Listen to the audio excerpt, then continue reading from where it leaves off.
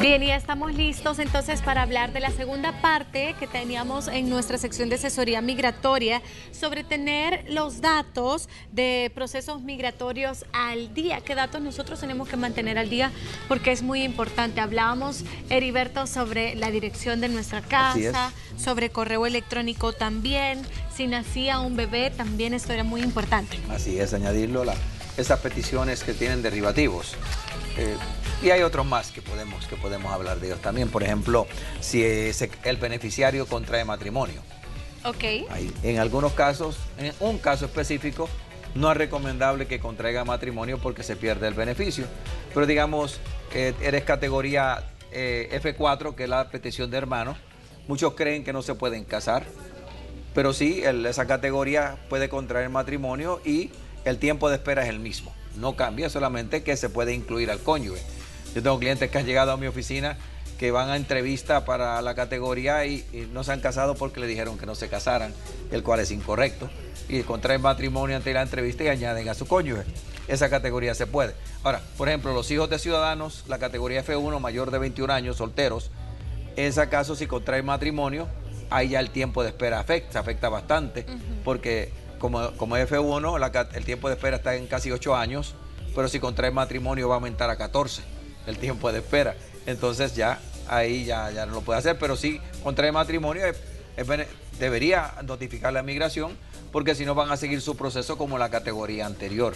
Sí, eso lo desconocemos porque no tenemos la correcta asesoría, ¿verdad? Y muchos se dejan llevar que piensan que todo proceso es idéntico. Tú no te puedes casar. Ya sometieron tu petición, no te puedes casar. Y no es cierto. Okay. Hay categorías que sí pueden contraer matrimonio. Todos pueden contraer matrimonio. Hay unas que no es recomendable porque el tiempo de espera cambia o porque pierdes el beneficio. ¿Qué pasa si enviuda o se divorcia la persona que está siendo peticionada? ¿Esto debe de comunicarse también? Claro, por supuesto. Ahora mismo, un caso reciente, la señora llega a nuestra oficina y el esposo había fallecido hace 2 años. Buenos años atrás.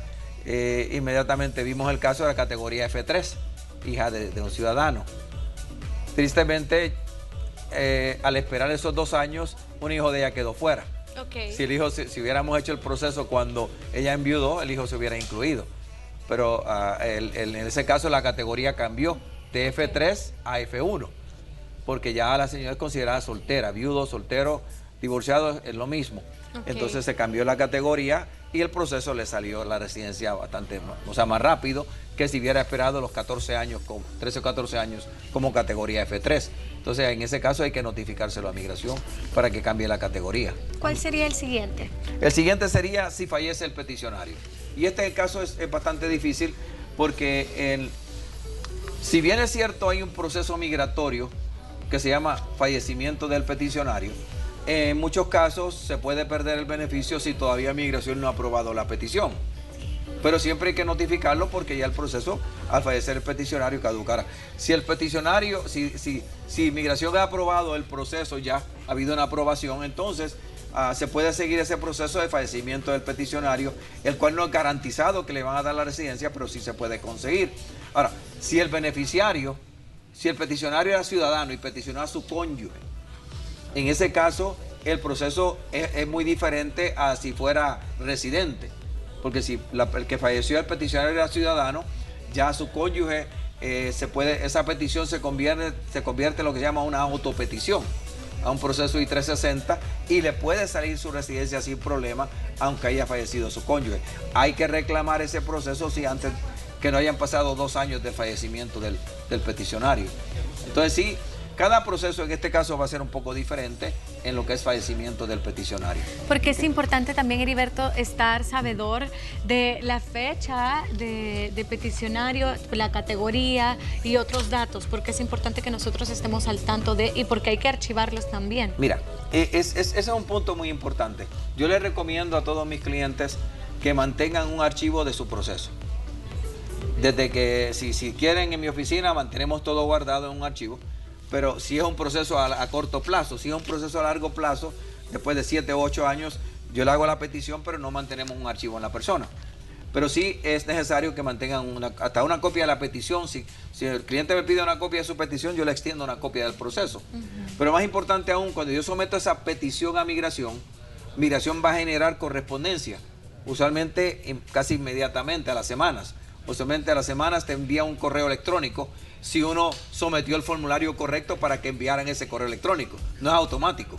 Hay un formulario que se llama el G1145 que debe acompañar toda petición, porque a inmigración me puede notificar vía correo o vía un teléfono en Estados Unidos, por mensaje de texto, de que han recibido esa petición y me la asignan un número. Entonces, es importante, yo desde que someto esa petición, abrir un archivo. Y no solamente yo como peticionario, sino también decirle a mi beneficiario que se abra un archivo y cada vez que me llegue un documento, extenderle una copia al beneficiario también, para que así los dos tengan ese archivo. Si uno se extravía, se pierde, o sea, te mudas y pierdes esa información, el otro la va a tener. Entonces, yo veo casos, mira, vemos casos casi semanalmente de procesos que ya se perdieron o están por perderse porque la persona nunca mantuvo ese archivo, no conocen nada de su proceso, se mudaron y inmigración envió correspondencia y se extravió. Entonces, es los problemas que vemos constantemente con este tema de mantener los datos al día.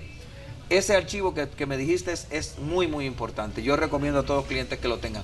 Cada vez que Migración le envía una notificación, hacer una copia, quedarte tú con esa notificación y enviársela también al beneficiario para que la tenga. Y si puedes mantener un archivo electrónico también, porque lo podemos hacerlo, hacer una copia, tenerlo electrónico en tu computadora guardado, tenerlo también en papel y también tenerlo electrónicamente, para que así en el futuro, cuando ese proceso va a salir, o tú tienes una pregunta al respecto, yo tengo una cliente que le hicimos un proceso hace como 8 o 10 años, un proceso a largo plazo, petición de hermano, y viene a preguntarme si yo tengo copia de su proceso, porque el hermano se cambió y nunca recibió correspondencia o le extravió todo. Entonces, en ese caso yo no lo puedo ayudar a esa persona, pero si hubiera mantenido ese archivo, todos esos números de casos, todo estuviera en orden.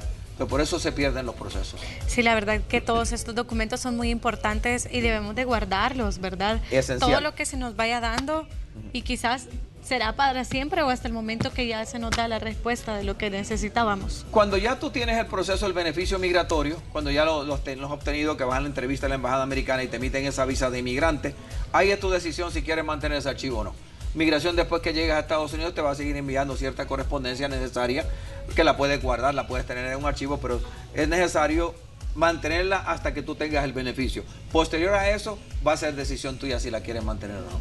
Perfecto. También tenemos ciertas consultas a través de nuestro WhatsApp que muchos pueden hacer al 72 75 35 12 y que por supuesto nosotros vamos a responder.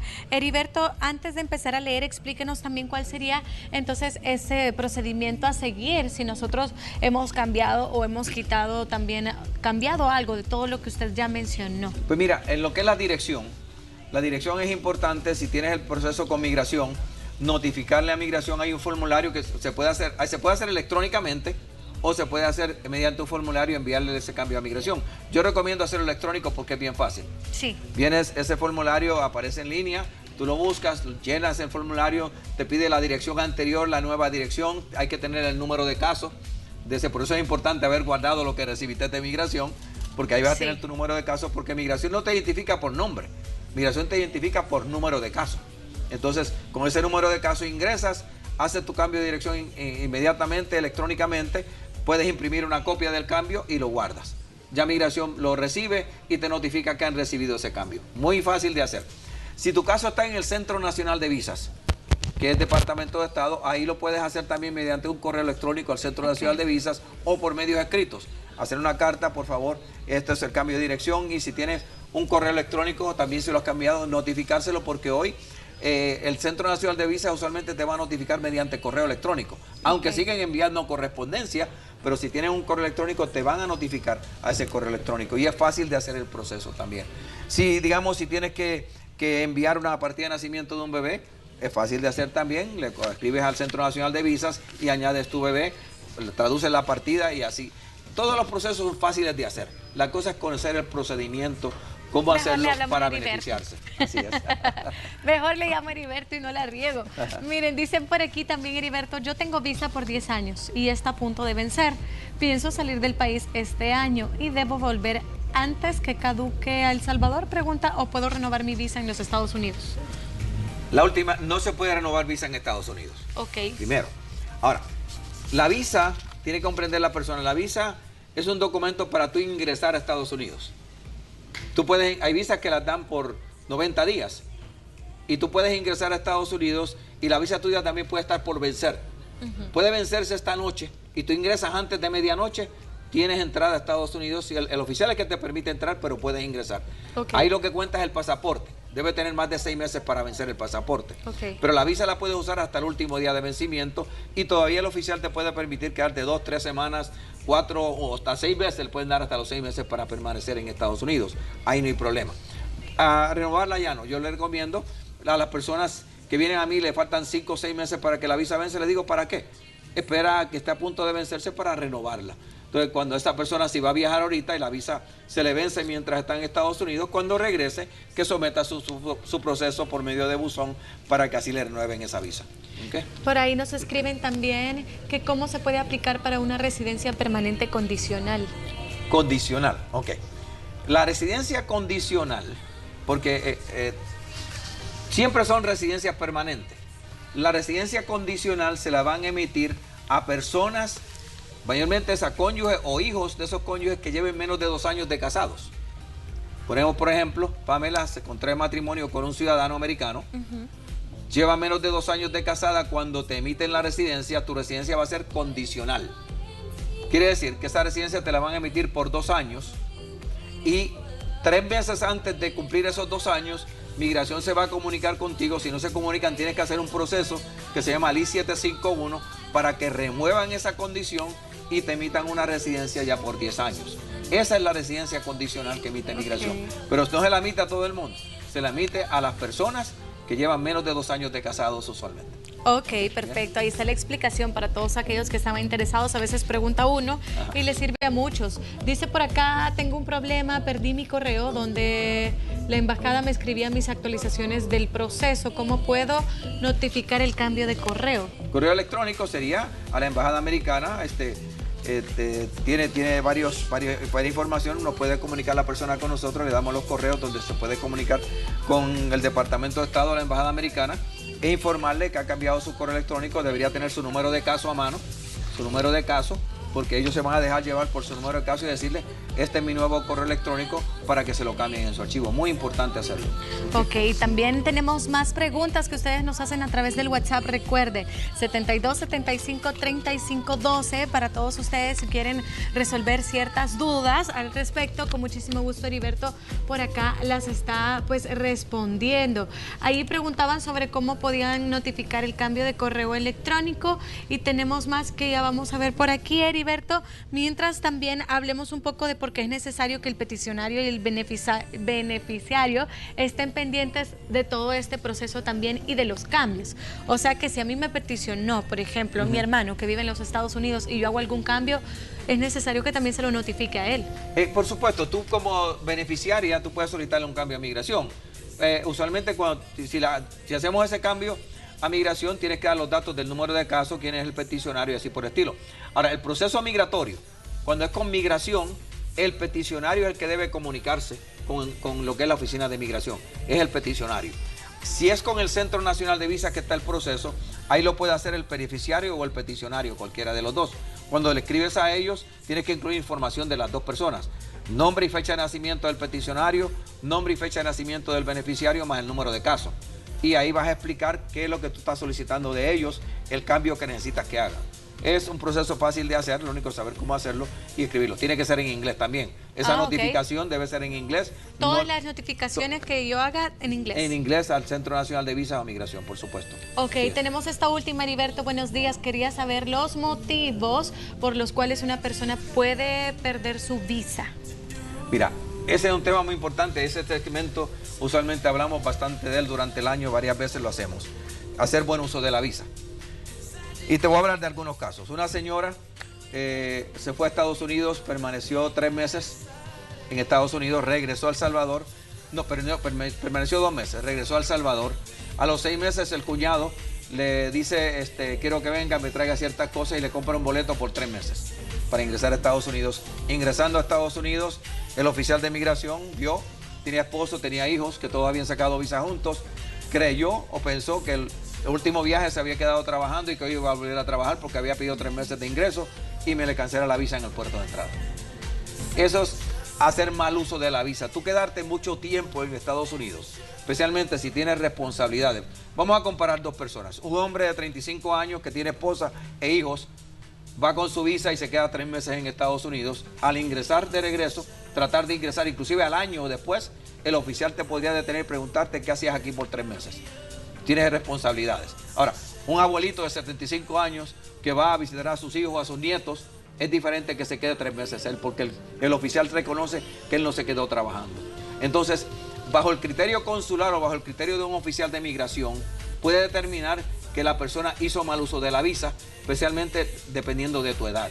Y es lo que yo le recomiendo a las personas, tengan cuidado. Si ya mucho le costó obtener la visa, es una gran inversión, haz buen uso de ella.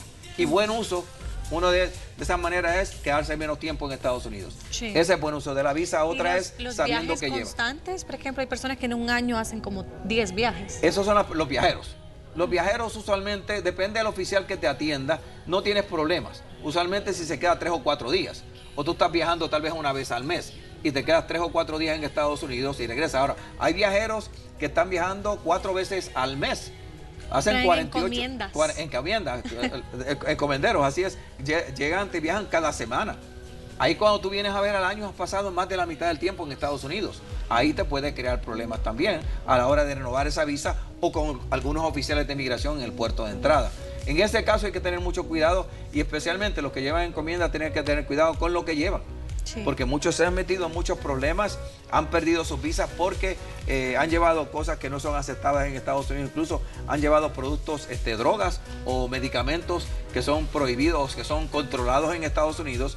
Ahora mismo tengo un caso que estoy ayudando a una persona a ver si le resolvemos su situación, que le cancelaron su visa por llevar medicamentos controlados. Entonces hay que tener mucho cuidado, eso es hacer buen uso de la visa también. Okay. Es importante, cuando tienes tu visa, que fue una inversión, hacer buen uso de ella. Lo recomiendo constantemente. ¿Okay? Heriberto, muchísimas gracias por todos los buenos tips. Gracias por acompañarnos también. Un placer estar aquí contigo y con los televidentes. Un feliz día. Ahí en pantalla aparecen. Si usted necesita ayuda migratoria, tal como yo lo dije, yo mejor le llamo a Heriberto, ¿verdad? Así mucho más fácil. Heriberto sabe inglés, Heriberto se puede todas las leyes y así le va a salir mucho que mejor. Así que ahí aparecen en pantalla los contactos. También puede escribirles un correo electrónico como ayudamigratoria@gmail.com y también está en Instagram como migracionescv para que usted pues pueda solicitar, ¿verdad?, esa asesoría migratoria junto a Heriberto. Muchas gracias. Encantado. Feliz día. Vamos a continuar con más de Hola, vamos a pausa, ya venimos.